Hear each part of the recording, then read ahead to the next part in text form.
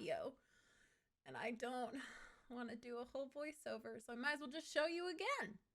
I mean, for the first time. It's been a day. Mercury just went retrograde today, y'all. Whether or not you believe in it, I'm feeling it. So hi, what's up? My name is Austen Marie. If you're here, you probably know me. If not, maybe you know my comic Soul on Hold. It's on Webtoon. Check it out. I am working on season 2.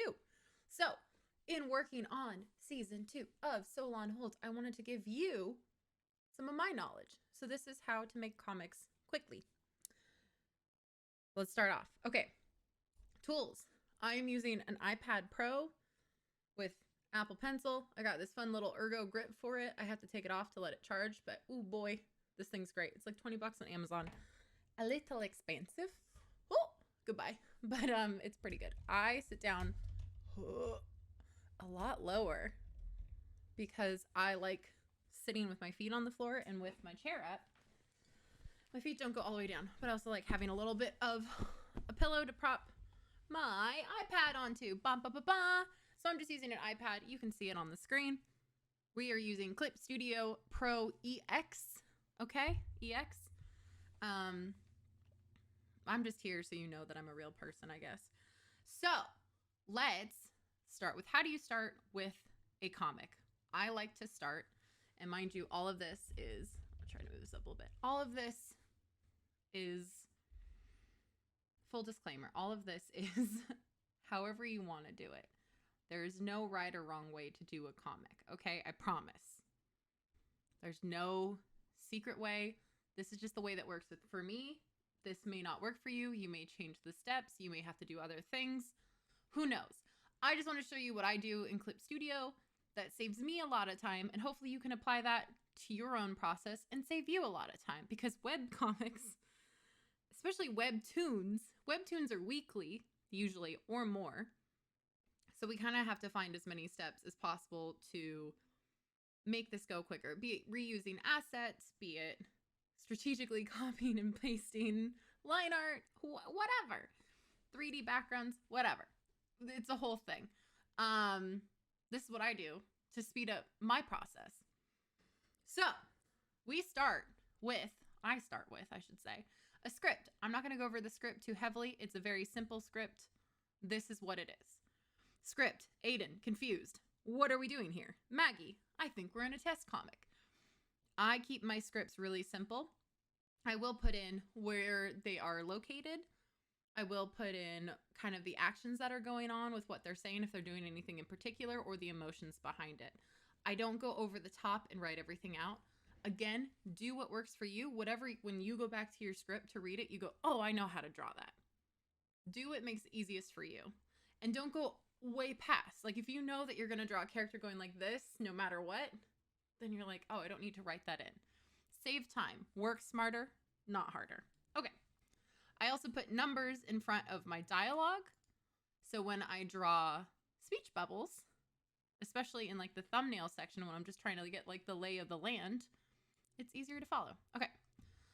Let me show you what I mean. So I start off with a file that is 600 pixels wide by 20,000 pixels tall.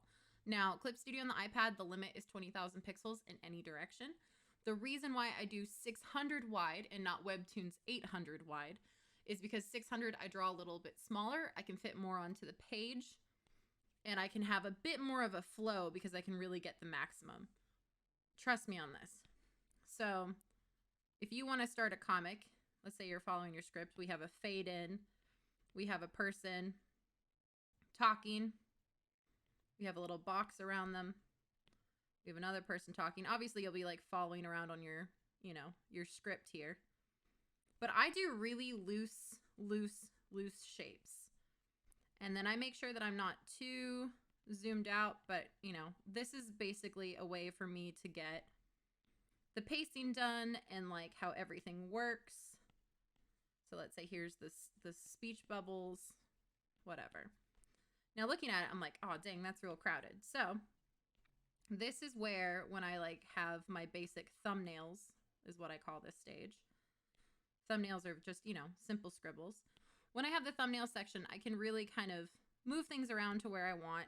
It's not too precious because I don't have to worry about it.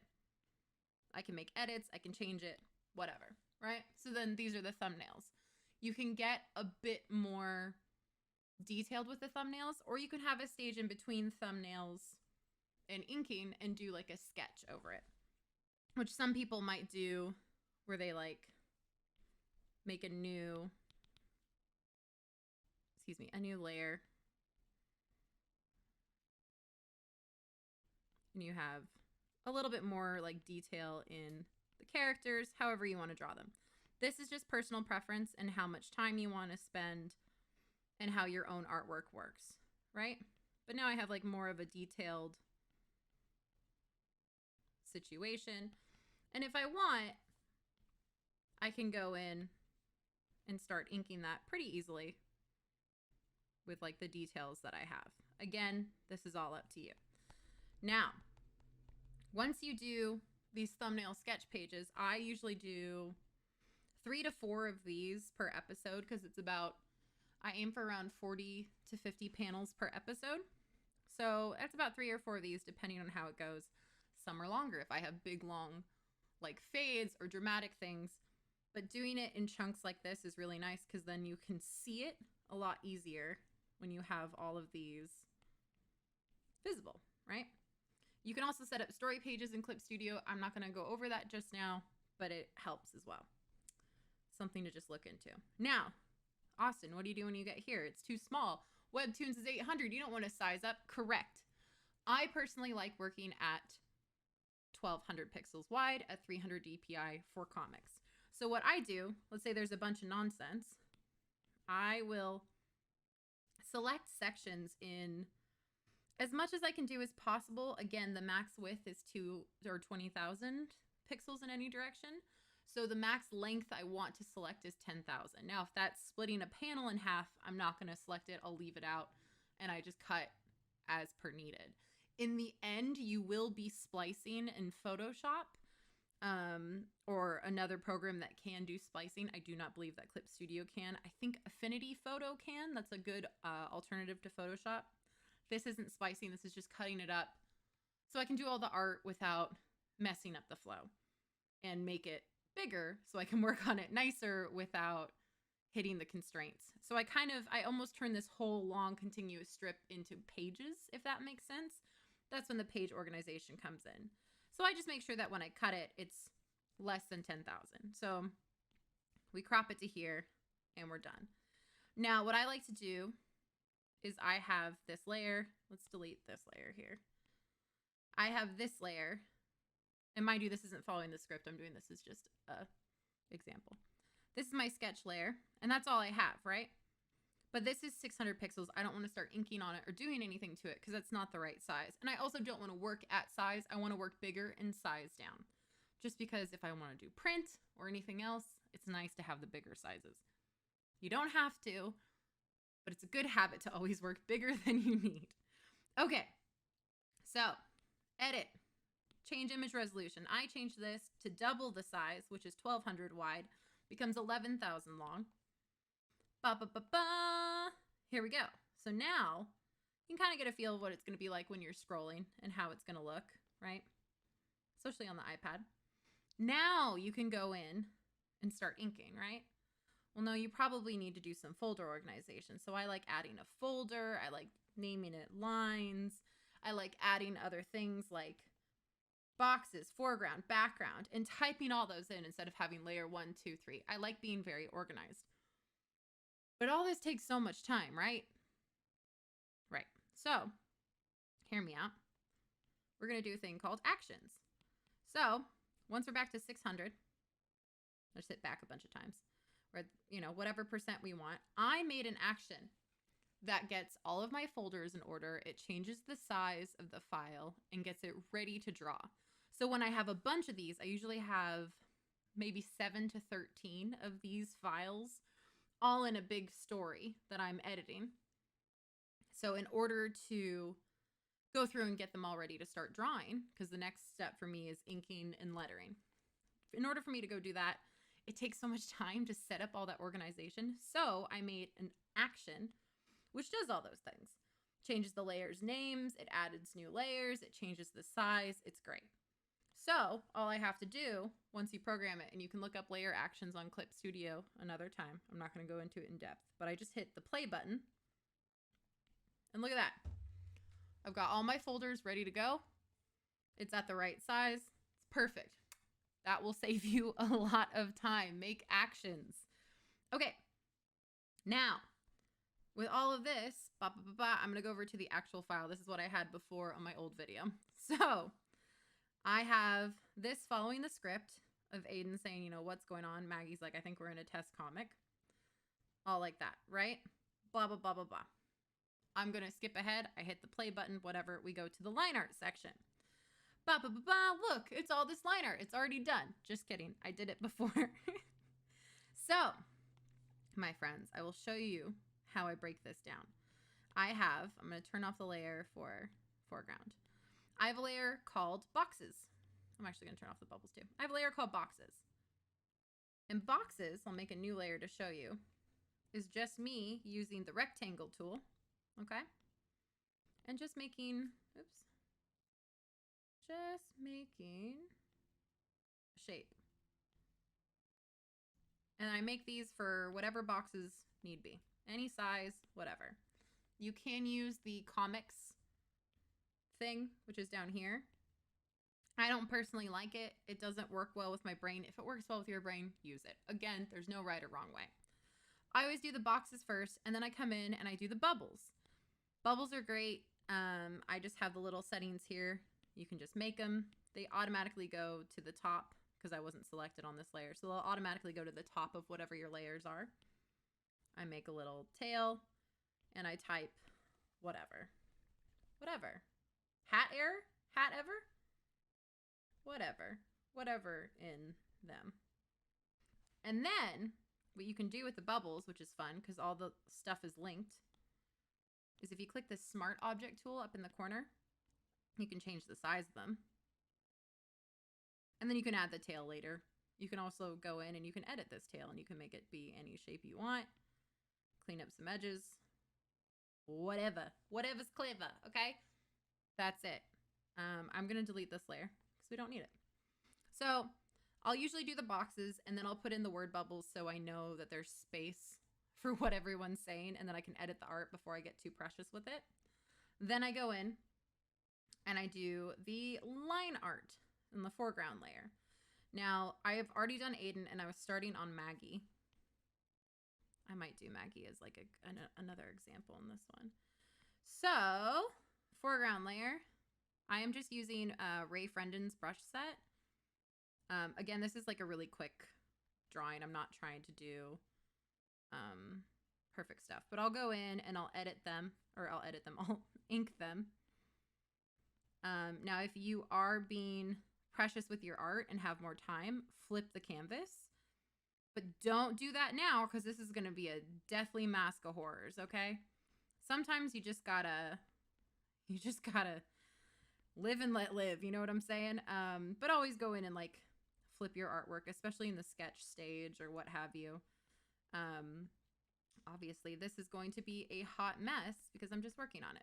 But okay, so let's say I go in, I do all that, I get the rest of this. I'm still learning what inkers I want to use because I have to go through Frendon's like backlog because I was using this brush, which is the 4B Real Pencil, which is amazing, but I wanted it to be cleaner. Also, I'm not tapping on this today, but I was thinking of doing vector layers, and vector layers are really cool. I'm just going to make a really quick little vector layer by selecting down in the layers section. There's a plus layer button at the bottom right. It's hard to see because you don't have, oh, I could do this. Hang on.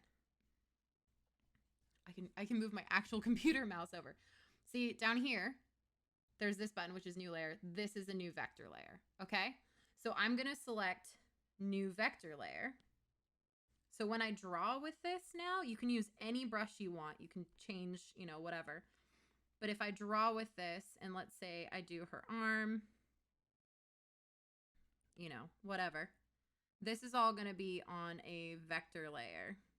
Oh my God, that's a really bad hand. But you know what I'm saying. She's like this. Hand is probably a bad idea. What if, and hear me out, what if we just redrew her face on a vector layer? I will do it for you. I said I wasn't going to get into it, and here we are. So now we are on the vector layer,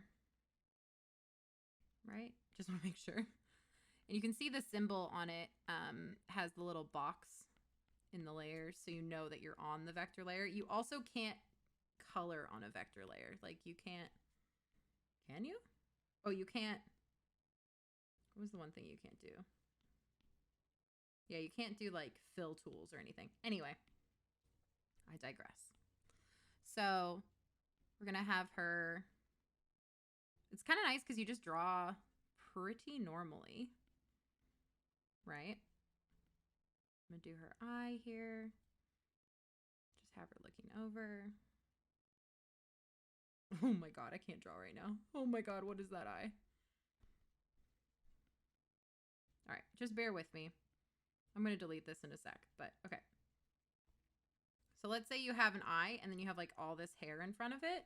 If you're on a vector layer, you can go in and edit this point by point. Or, we can go to the vector eraser. We can be like, get out of here. Get out of here. Get rid of that. Get out of here. Get out of here. Get out of here. So you can do that eye cut through like how anime people do. Or if you want to do, you know, not that, you can just erase all this section. Like, get out of here. Get out of here. And it just erases like what cuts through. So that's another thing that you can do with vector layers. Obviously, you can size them up as big as you want, and they don't lose their quality. Like that's still super crisp and nice. Really good for print. And you can have that as any layer. You can also duplicate it, flatten it if you want to color on it to do it one layer, whatever. Maggie's not getting inked in this one. So we have Aiden. He is not on a vector layer. But to color, let's say, okay, you finish all the line art. You do your super detailed backgrounds like I always do. And now you're like, okay, coloring is what takes me a long time. I got you, boo. Watch this. I have all the lines in one folder, right? I'm going to click this little, it's up here. See this boy? This little lighthouse? He is your guiding light, okay? Click your guiding light. Now, there's a little icon next to the folder here, right? And it shows, if we click on another one, like the pen shows what layer you're currently on, obviously, because it's selected. But now you see this little lighthouse on there. That means that it is referencing that layer. What does that mean? I'll show you what that means. So we're going to make, oh, no, I don't want you in there. Get out of there. Hey, get out of there. All right, we're making a new layer. We're just going to call it background. Maybe just background color so it doesn't get confused with the other one because I have my extensive backgrounds already. Background color. Now, let's either hide the sketch layer or not. You don't have to, but I like to, so it's clean. What color do I want to make the background? I want to make the background blue. So I'm going to select a blue. Mind you, excuse me. Another thing that saves time. All my Soul and Hold colors are up here on the palette, okay? I have them all up here, and they're all available. This top row is Maggie's colors. This row is Aiden's colors. And then I have other colors throughout the series. This one's like Jill. I think this one is Jake. This is Abigail. She's like these primary colors down here with like the purple. So there's different characters for all of them. Like, and I have all the colors lined up. And I know which ones are which. You can be way more organized than me. I'm not an organized person.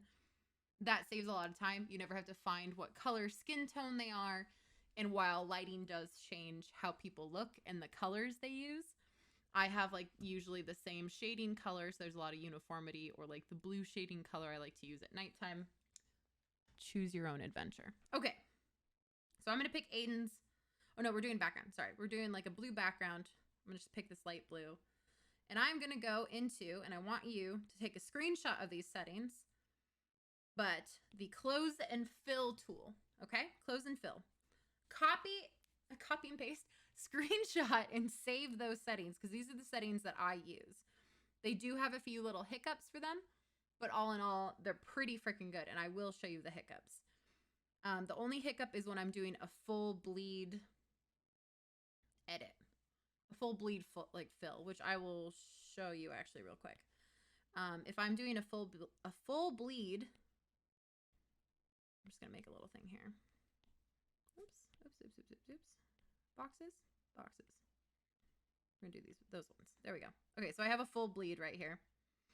So if I fill this with these settings, if I like do it on this one, I'll show you on this one first. I have no issues. Blah, blah, because it's referencing all the layers. Same with on Aiden. If I do the whole thing, it'll fill him in. If I like cut through some of these and fill it in, it'll only do a little bit. So this I could do just Aiden, or I could do just the background if I wanted. Obviously a little bit more tricksy because there's a lot more lines that I have to intersect. Oops. That's not what I wanted to do. You can play around with this. It's really fun. Obviously, think about what layers you actually want referenced. I use a folder, but like I could do something like that and clean it up manually if I wanted to. It will save you a lot of time. This is just a background. I'm going to put colors above it, so it doesn't really matter. You can have as many layers as you want. If they're not referenced, they're not going to get in the way. Just normal layer things will apply. Problem is with these settings in particular, they work great with line art, but if I'm doing a full bleed, it leaves a line. See that little white line? It's on both sides. Now you can go in and paint it manually, right? Kind of a pain though. I still do that because it's actually easier. But if you want to get rid of it, you get rid of the area scaling. And then if you do this, oops, you'll see it goes away. I was having a problem jumping back and forth from area scaling to not area scaling because it kind of messes up with the line art. That's up to you. Again, save those settings. It's just what I've messed around with. You might have to edit it based on your own line art and how you draw, but it is very, very helpful. Okay, so we can do a background and then we can do colors. I'm not going to do all the colors because I've already done them, but I will show you. Actually, fuck it. I'll do all the colors. Why not? And then we'll hop over to the other file. It'll look different. But I like doing it in a folder. I'll drag in, I keep the background layer out, but I drag in foreground color. So now I have this new layer. We're still referencing all the line layers. I like doing the base of all my characters with their skin tone. Bam, you have that. Now you could go on and color right on that if you wanted to, but the problem is when I like want to select an area, it does that. Don't like that very much.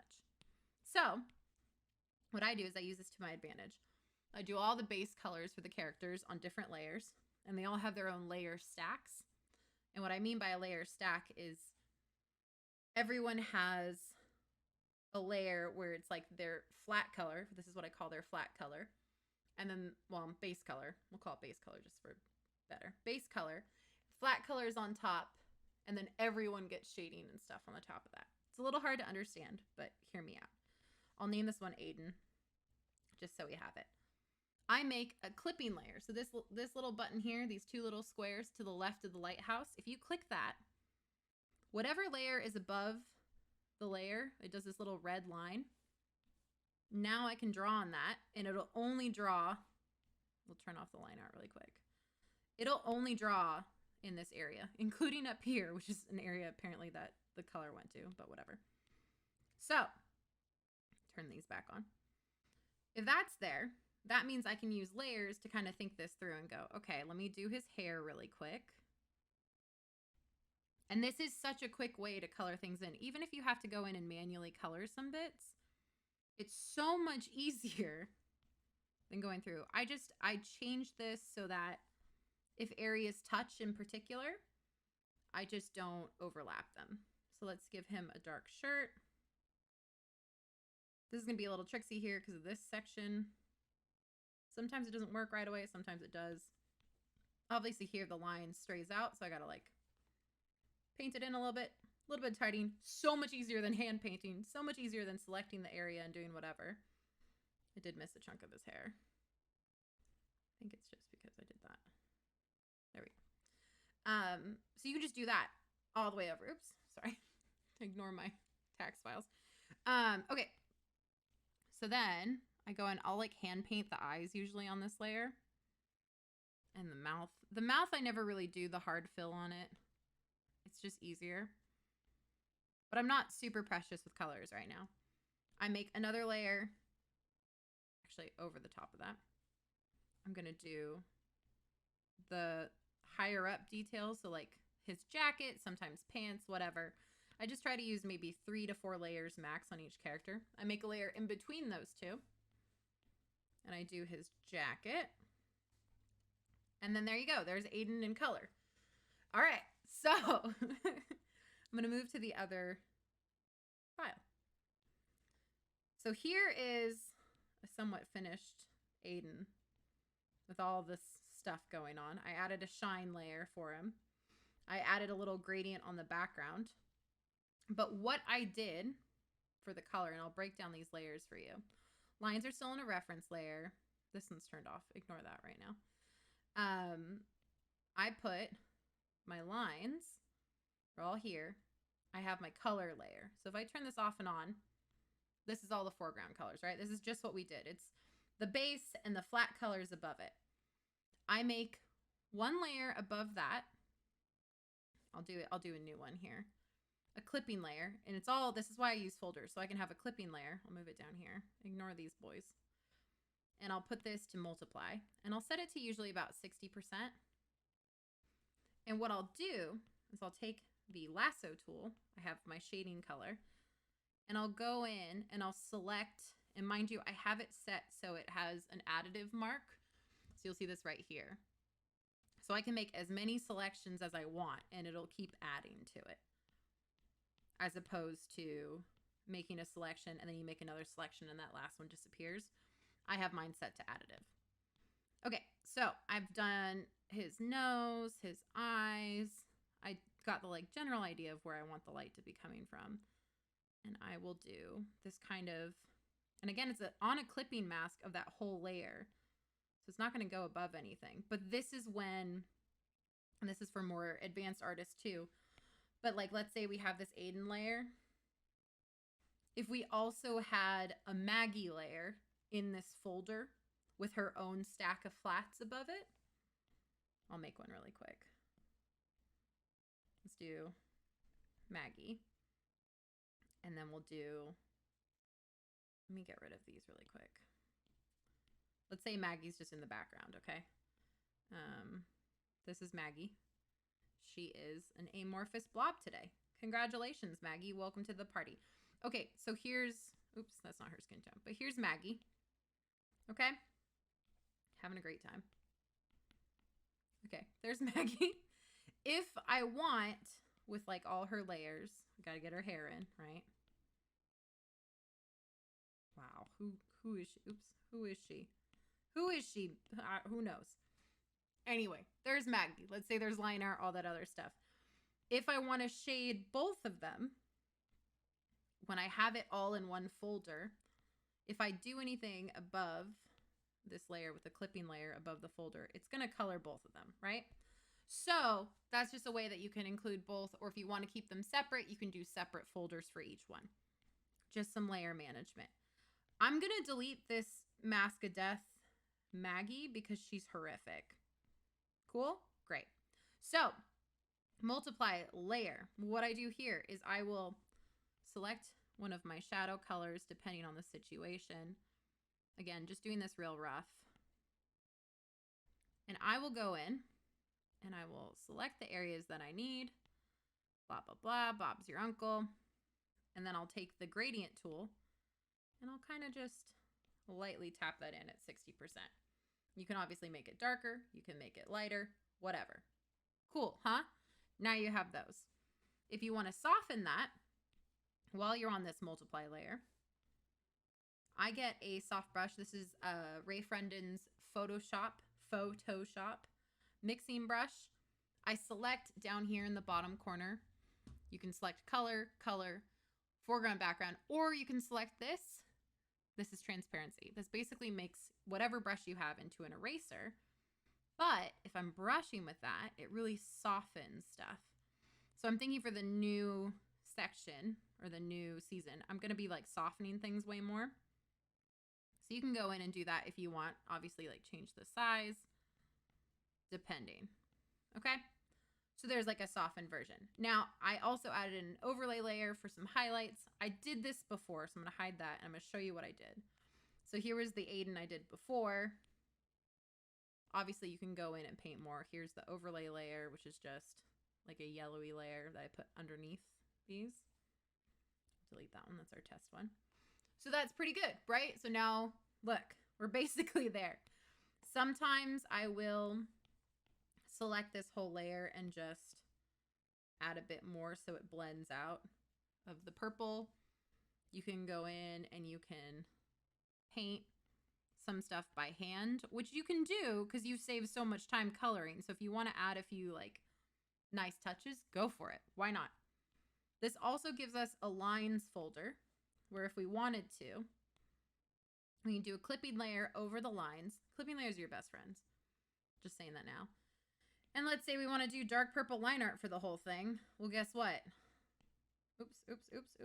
Is this it? Oh no, why do I keep clicking that? There we go. You can have dark purple line art by just filling this whole, if I turn off the clipping layer, it's just that. So you can color line art really easily after you've done it. All kinds of stuff. Clipping layers are your best friend. Getting rid of that. Now, the last thing is like, if I want to add effects, what do I do to add effects? So obviously I work with the layers, but I will take this line folder, which I will close down, and this color folder and these folders in between. I'm going to make a new folder, not have it on a clipping layer. I'm going to delete this guy. I know it gets a little crazy, but just trust me. I just call this all art foreground, because I won't include the background. The background's just chilling back here, doing its own thing. If you have background line art, you can pull it out, whatever, or it's in, who cares? Actually, you know what? Fuck it, we'll bring it all in. So I'm going to drag, I'm going to shift and click everything up to, oh, this is just like some shine. We'll bring that in too. Why not? All this stuff. So this is the lines, all that. I'm just going to drag it into a new folder. I think that works. There we go. So now it's all in here. So now we have all the art, lines and color. Oh, that's what it was. My bad. Lines and color was the original one. So we have lines and color. It's all in one spot. Great. So now, if I have a clipping layer over this and I draw, it just does this whole thing, right? Because that's everything that's there. But if you want to get that extra effect, you can add a hard light. So this is great if you want to like do certain effects. You can obviously have it really strong, not strong, whatever. You can use this to do, let's say you do this on a normal layer and you want to do like a fade in on Webtoon. You can do something like that, or a fade out, right? Bye, Maggie. She's gone. You can do things like that. So that's a really nice way to do that while still preserving everything underneath, because you can still go in and be like, you know what? I want to change the color of Aiden's shirt. So I find the layer that his shirt's on, and then I go in and I go bloop, change it to white. Easy. Easy, saves you so much time. It's great. Obviously, you can do this in different colors too. You don't have to leave it like, you know, to be the holy light of whatever. Have it pink. Have it blue. I don't know. Live your truth. Do your own thing. So I hope that all helped. That's basically how I do these comics. Obviously, apply your own things to them, but I think using clipping layers and the close and fill tool and using reference layers, especially vector line art, are all things that you can incorporate into your own comics and kick ass. Again, I'm working on the iPad on Clip Studio EX. Pro's basically the same thing. I just pay for EX because I need those tax write-offs. You know what I'm saying? You know what I'm saying? So stay tuned for season 2 of Soul on Hold. It will be better than this, but this was a rough test. Thank you so much for hanging out with me. If y'all have any questions, I have a Patreon for the tip jar tier. If you want, you can come join, give me some suggestions. I also do not safe for work artwork at the $5 tier and above. Just putting that out there.